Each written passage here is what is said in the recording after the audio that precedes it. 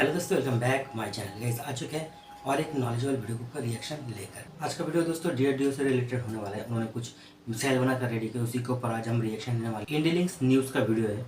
आप लोग को ओरिजिनल वीडियो का लिंक मिल जाएगा in the description. So let's start this video. देखते हैं ऐसा कौन सा मिसाइल बनाकर रेडी किया है। डीआरडीओ बना रहा सबसे भयंकर मैन पोर्टेबल अच्छा, डिफेंस मैन सिस्टम। इसके आगे अमेरिका का FIM 92 स्टिंगर लगेगा बच्चा। तकनीक और मारक क्षमता के बारे में हुआ चौंकाने वाला खुलासा। लद्दाख बॉर्डर पर चीनी विमानों को हवा में ही कर देगा बर्बाद। भारत ने रूस से मैन पोर्टेबल इग्लायस मिसाइल इंपोर्ट की है। हालांकि भारत रूस के साथ मिलकर इसे बना रहा है, क्योंकि भारत को इस तरह के हथियार की लद्दाख जैसे ऊंचे पहाड़ी इलाके में सख्त जरूरत है। लेकिन इस मामले में कई कदम आगे निकलते हुए भारत अब एक ऐसा बवंडर हथियार बनाने में जुट गया है जो पोर्टेबल होने के साथ साथ इतना भयंकर है कि पलक झपकते ही चीनी लड़ाकू विमानों और हेलीकॉप्टरों को राख कर देगा। ये पूरी तरह से स्वदेशी एयर डिफेंस सिस्टम होगा, जिसे कंधे पर रखकर दागा जा सकता है। ये इतना ताकतवर है कि इसके आगे इस मामले में दुनिया का सबसे ताकतवर सिस्टम अमेरिका का FIM 92 स्टिंगर भी बौना साबित होगा, क्योंकि भारत के स्वदेशी हथियार में बेहद एडवांस तकनीक का इस्तेमाल किया जा रहा है। तो इसकी घातक तकनीक, बवंडर क्षमताओं और जबरदस्त जंगी ताकतों के बारे में जानने के लिए वीडियो को आखिरी तक देखिए। भारतीय सेना के लिए बनाए जा रहे इस हथियार की ताकत आपको हैरान कर देगी। आगे बढ़ने से पहले डीआरडीओ के समर्थन में इस वीडियो को लाइक जरूर करें। भारत को चीन बॉर्डर पर पोर्टेबल हथियारों की सख्त जरूरत। फिलहाल भारतीय सेना रूस के ईग्लायस का कर रही इस्तेमाल। अब नए स्वदेशी डिफेंस सिस्टम के जरिए सेना मचाएगी बवाल। भारत का ये नया हथियार तमाम ऐसे तकनीकियों को इस्तेमाल करके बनाया जा रहा है जहां तक दुनिया के दूसरे ऐसे हथियार दूर दूर तक नहीं पहुंच रहे हैं। इसकी भयंकर ताकत का मुकाबला दुनिया का कोई भी देश नहीं कर पाएगा और भारतीय सेना के जवान इसे कंधे पर रखकर दुश्मन सेना के लिए कहर बर पाएंगे। इसकी भयंकर ताकत और तकनीक के बारे में बताने से पहले हम आपको बताना चाहेंगे कि भारत को ऐसे हथियारों की जरूरत क्यों है। तो दोस्तों, पहाड़ी इलाके में ज्यादा से ज्यादा पोर्टेबल हथियारों की जरूरत है। इसी वजह से भारतीय सेना के लिए जोरावर टैंक तैयार किए गए हैं, जो दुनिया में सबसे कम वजन के घातक टैंक हैं। इनका वजन केवल 25 टन है, जो चीन के लाइट 15 टैंक के वजन से काफी कम है। चीन ने भारत को अपनी धमक दिखाने के लिए इन टैंक का निर्माण किया था, लेकिन डीआरडीओ ने केवल 2 साल के अंदर ही जोरावर टैंक का निर्माण कर दिखाया, जिससे चीन का दम निकला जा रहा है। चीन भारत के खिलाफ भारी तादाद में अपने लड़ाकू विमान तैनात कर रहा है। अभी हाल में ही उसने बॉर्डर पर अपने 5वीं पीढ़ी के लड़ाकू विमान J-20 और J-10 का बेड़ा तैनात किया है। इसके अलावा वो ड्रोन मिसाइलों समेत तमाम हेलीकॉप्टर्स भी तैनात कर रहा है। भारत ने भी इसके खिलाफ दमदार तैनाती की है, लेकिन भारत को इन हथियारों को काउंटर करने के लिए भारी तादाद में डिफेंस सिस्टम की जरूरत है। इसी वजह से भारत रूस से ईग्लायस का आयात कर रहा है।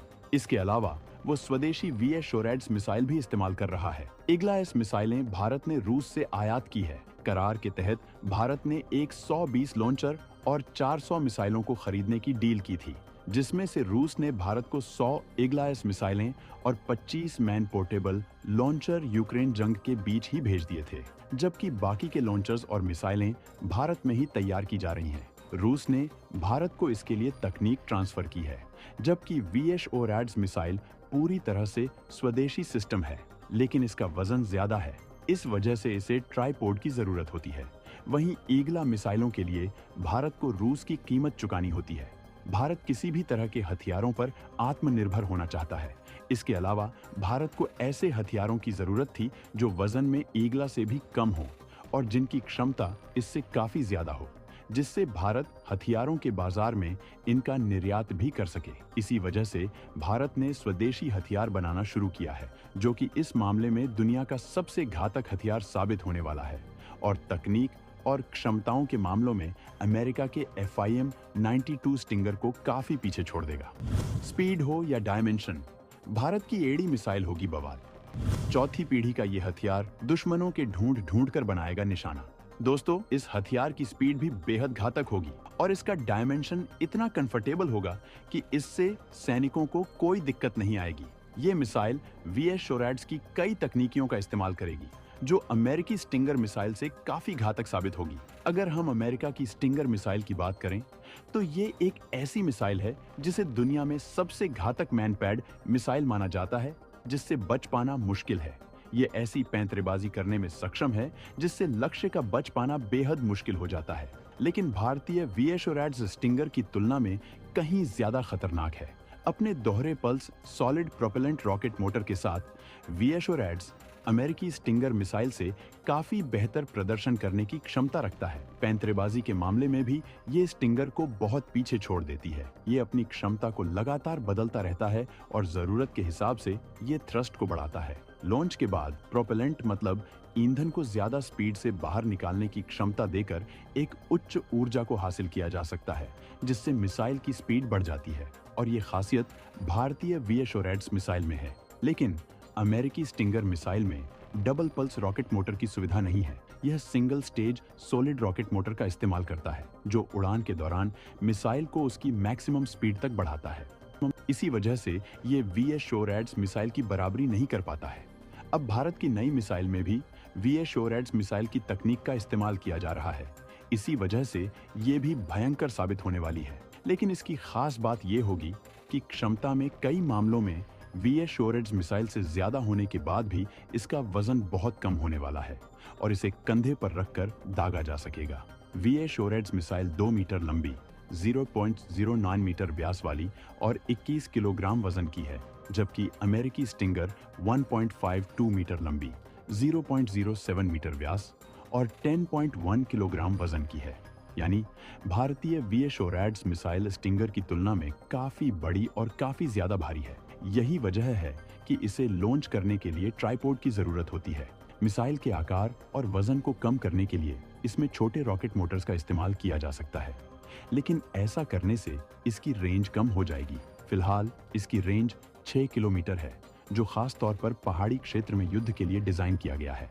और अगर इसे कंधे के दागे जाने वाली मिसाइल बनाया जाता है तो फिर इसकी रेंज स्टिंगर मिसाइल जितनी ही हो जाएगी। इसीलिए सिर्फ छोटे रॉकेट मोटर्स का उपयोग करके स्टिंगर जैसे डायमेंशन और वजन वाले मिसाइल का निर्माण नहीं किया जा सकता है। इसके लिए मिसाइल में हल्के वजन वाले मेटल और इलेक्ट्रॉनिक्स का इस्तेमाल करने की जरूरत थी। हालांकि ये बेहद मुश्किल काम है, लेकिन डीआरडीओ ने तमाम तकनीकी दिक्कतों के बावजूद ये कमाल कर दिखाया है। तो दोस्तों वीडियो तक पे खत्म। जो मिसाइल है ये अभी तक बनकर रेडी नहीं हुआ है। मैं तो सोचा था कि बन रेडी हो गया हो, बट अभी उसके ऊपर काम चल रहा है। अब काम जब चल रहा है तो बनकर भी रेडी हो जाएगा बहुत जल्द। सच में अगर हमारा वाला मिसाइल अमेरिका का मिसाइल से ज़्यादा ताकतवर होता है तो अमेरिका का जो मुंह है वो देखने लायक होगा। कुछ ना कुछ तो स्टेटमेंट निकल कर आएगा जरूर, वो भी देखने का विषय होने वाला है गाइस।